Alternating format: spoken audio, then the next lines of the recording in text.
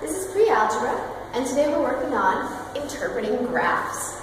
So we've been using ratios and graphs a little bit now, and we want to start using them to help us figure out ratios. We learned how to graph them in the last video. So here we already have a graph. We don't have the ratio written out, we don't have the chart, we just get the graph.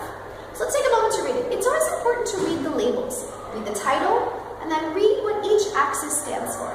In this case, it's about grandma's cookies. Yummy. And down here it says it's the number of cups of sugar. So 1, 2, 3, 4, 5, 6 cups of sugar. And this says it's the number of dozen cookies.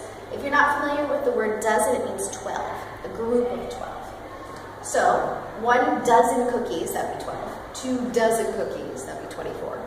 3, 4, 5, 6, 7 dozens. Okay, we have 2 points on our graph. One is 2, 3.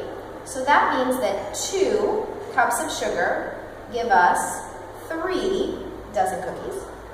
The other is 4, 6. So 4 cups of sugar, because it's 4 on the cups of sugar, meets up with 6 dozen cookies. Okay, so let's see. But the kinds of questions we might have to answer about this. How many dozen cookies can Grandma make with 1 cup of sugar? Okay, well we know with 2 cups of sugar and with 4 cups of sugar, I don't have a point at 1. So let's see if I can figure it out using my graph. Let's start at 1 cup of sugar and go up until we hit the line. It's right about here. Now let's move over to the dozen cookies to see where that falls. That's going to fall right about here.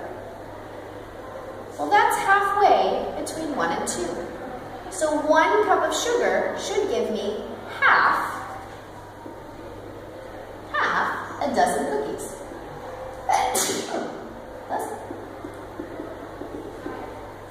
Okay. I could ask that question for further out. If Grandma had 8 cups of sugar, I could follow the graph and then find out how many dozen cookies that would give me. So it's useful because I can find points that may not necessarily be here. Is this proportional? That's something we learned in our last video. Do you see how it's a straight line? So yes, it's proportional. Why do I have 0, 0? That's something we didn't talk about in the last video. Point 0, 0 is always going to be the point that doesn't have the same unit rate as the others. It doesn't have the same constant of proportionality. That's because if I have no sugar, I can't make any cookies. So if you have a 0, 0 on your graph, it's always going to be the only point that has a different rate or a different constant, because if you have nothing of something, you probably can't get anything of something else. Will you always have 0, 0 on your graph? No. But if you do, it's okay, and it can still be a proportional graph.